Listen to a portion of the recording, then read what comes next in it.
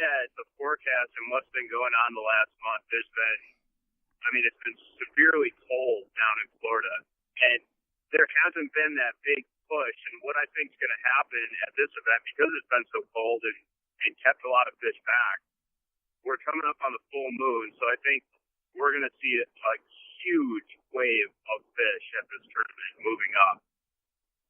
And I don't think fishing's been very good in the last week, but I think when we're down there, it's gonna really surprise people. I think you're gonna see a lot of 20-pound bags from spawning fish, pre-spawn fish, post-spawn fish. I think it's gonna be a brawl. What I'm kind of thinking. At least that's what I'm planning for. So with that said, are you focused on any techniques like swim jigs, punching, frogging? Are you just kind of going in with an open mind, or do you have I know a lot of times it's one punching, but you said the water's really high. I don't know if there's the mats and all the grass is up. Yep. To me, one of my strengths is flipping and pitching and punching. So if I can find a bite as far as that, following pre-spawn fish around the mats, that would suit me. But I feel just as comfortable throwing a swim jig or diving a Senko around some of the spawning flats and such like that. I guess it's gonna depend on what I see most of the fish doing, is how I'll fish the tournament. I mean, if I get only a couple bites flipping, but they're giants, I'll probably lean towards doing that. Have you ever fished in Florida before? I've never fished in Florida. I always kind of compare. I think Florida fishing seems to compare better with Wisconsin largemouth fishing than like fishing, say, in Alabama or Kentucky or something. It just seems like that the grass fishing is somewhat similar, even though you wouldn't really expect it from being such a far distance away. Yeah, and that's kind of what I've heard from a couple people. Like I spoke with Matt Steffen, I want to say a month ago or something like that, and we were kind of chatting about OkeeChobee coming up, and he's asked me if I fished it and I said no. He's like, well, I wouldn't worry about it too much. If you like grass fishing up north, it's basically a bigger version of Wisconsin. Yeah, I mean, it looks like heaven to me. Yeah. So I'm excited. I'm really looking forward to this tournament. So it's obviously a huge lake. There's a couple spots, as I understand it, that almost every tournament's won out of. The monkey box, and then the kind of the southern end. Are you gonna stick to those areas? Are you gonna try to explore stuff that you don't think anybody else is going to fish? Do you have any plans on that? Yeah, I think for this first one, it's such a huge lake that in the 3 days of practice, I mean, you can waste a lot of your practice. And I think that's where a lot of new guys kind of go wrong, is they spread all 3 days out, kind of search for something new or discovering new water. So my tentative plan for this one is I'm going to stick to that Marty Pond, monkey box, and then the South Bay, and then kind of see the watercolor and see what the best clarity is like, and see where majority of the fish or what area is kind of producing the most waves of fish at that moment, and kind of go from there. For this first one especially, I don't want to spread myself out and dig myself a huge hole right off the bat. I want to have, play it somewhat conservative so I don't, knock myself out of the points race immediately.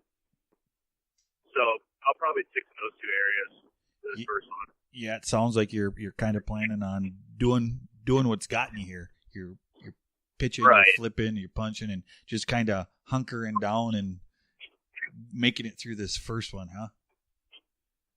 Yeah, exactly. It would be. I mean, my goal for this year is rookie of the year and making it to the Sportswood Cup. If I swing for the fences on the first one and miss it, it's going to be super tough to try and get back into it. just because the level of competition, the rookies that are coming in. I mean, there's guys who are absolute hammers who are rookies this year. If you stumble, it's going to be extremely tough to come back into. Yeah, I mean, I remember when Justin Atkins won the Cup last year, and he said that he didn't know if he was going to be able to make it through the entire tournament or the entire season if he didn't, cash checks at the beginning.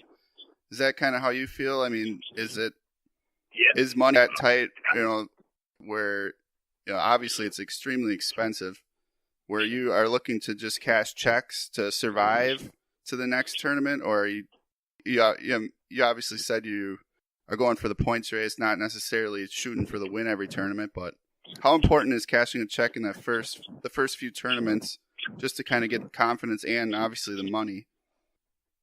Right now, it's extremely important. I mean, I'm in the same exact boat that you was, right? Probably at this time last year. I can make the first couple tournaments, but if I'm not cashing checks, unless some sponsorship, like bigger sponsorship stuff comes my way, it'd be really, really tough to fish the rest of the year. Yeah. I mean, I don't know how it's possible. I mean, a lot of people think as soon as you make it to the tour level, the sponsors come to you. And I don't think that's really the case. Tell us about like what you did in the off season to find sponsors and kind of what they do for you and what you are expected to do for them. Yeah, it was pretty eye opening because I wasn't necessarily naive that people are just lining up to notice you, and that it really hit home how insignificant you are. I went to a vendor show, a purchaser's show with a sponsor. My friend Justin Geike owns Chase Outdoors in Schofield, Wisconsin, and he would introduce me as Cody Hahner, the new FLW Tour Pro, and guys didn't even bat an eye. They looked at me like they just shrugged their shoulders.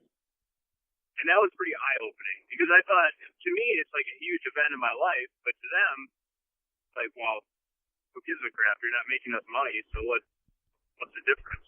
The investment that they put into you, you better be returning the investment tenfold to their company for them to even look at you. I mean, you may not be, it's so cutthroat right now, and especially trying to get sponsorship in the fishing industry, not just product, but money, actual money. Most of these companies already have their big name guys, like Daiwa, for example. They got Howell and Ishman Rowe and say Seth Fighter. I mean, they have they're already paying guys. So to jump into and be that other guy without any experience, without any promotion value whatsoever, it's near impossible. So you kind of got to look at how I did it is relationships, and I think that's how a lot of guys kind of get their start, is building relationships or going on relationships that you've already had. And for me, it was the muskie industry.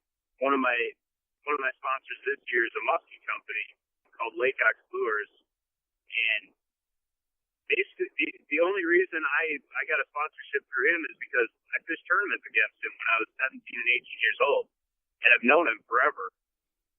And through that, he lives in Phillips, which is right next to Park Falls. One of his sponsors is St. Croix Rods. He introduced me to Rich from St. Croix Rods, and now I'm partnering with St. Croix Rods. Like, it's amazing how relationships and word of mouth mean more than anything in this industry. It was so eye-opening. So, Cody, I don't want to get too political here when it comes to the sponsorships, but I know Casey and I have talked here in the last – we're talking fishing all the time. One of the things about sponsorships is 3, 4, 5, 6 years ago, I don't know when it was, multimedia took over, and it's like everybody is sponsored, and there's companies that seem to throw sponsorships out there. And I think a lot of people, they wear their jerseys, they've got sponsors all over it. I think a lot of the people who don't fish don't understand that a lot of those people, they're not truly sponsored. They're not getting that stuff for free. You don't get anything for free. Do you think that hurts when it comes to finding sponsors? Do you think that just mass push of people trying to get their product out has hurt guys like you and made it harder for you to get sponsorships?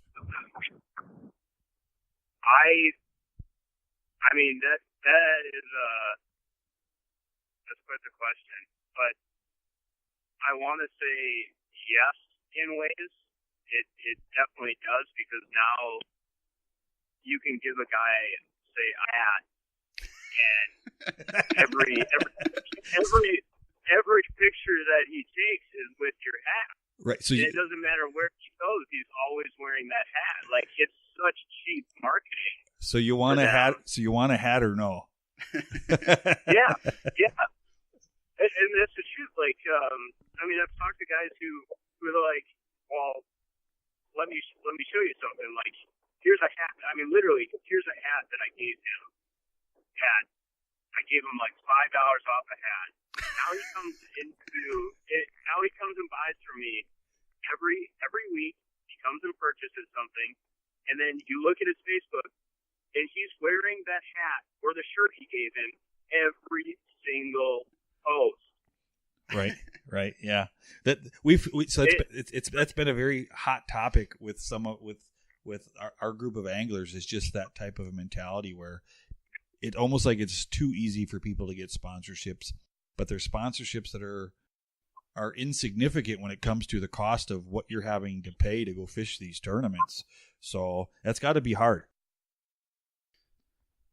It really is, and it forces you to think of how to attain sponsorship in other ways.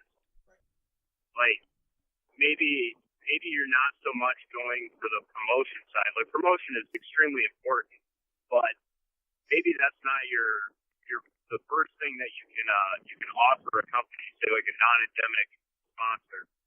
Maybe you can be their fishing pro that can help with say like PR work, or like, okay, we have this professional fisherman under our wing. He's gonna show you a good time and facilitate, help our whatever PR work and corporate meetings or whatever it is. Maybe that you're more of a benefit that way than marketing or promotion. It forces you to think of a different way of how you can provide value to a company. I've had since late October to just try to develop a marketing scheme and come up with all this stuff. So I've had a short window. I'm not that. I can't say that I'm experienced at this, but from the definite no's that I've gotten from people and how I've gone about trying to offer myself or offer, my service, whatever you want to call it, to these companies, you definitely have to go about it a different way, because they already have their promotion. Their promotion is set. I mean, they have like an army of guys that are getting, say, the 20% discount, which a 20% discount to most fishermen is pretty awesome. It's better than nothing. So, but they're still making money off these guys. Right. That's kind of that's the whole trick of it. Yeah, they're still making money off you, but those guys are happy at the same time because they're still getting it for less than what they would have, and all they have to do is wear a sweatshirt or a hat and like spread your name around. So it's a huge win for the company and a win for the angler too, if that's what their end goal is. Right. So you mentioned you're sponsored by a muskie company. Are you going to be throwing any musky lures this year? Big crankbaits on Kentucky Lake or anything like that? Well, there's the muskie company that I'm sponsored by right now is probably one of the most popular muskie companies in the industry, and they make the first lure that they came out as a topwater bait, it's I guess you could call it a whopper flopper prop bait. And it's funny that the whopper flopper kind of was able to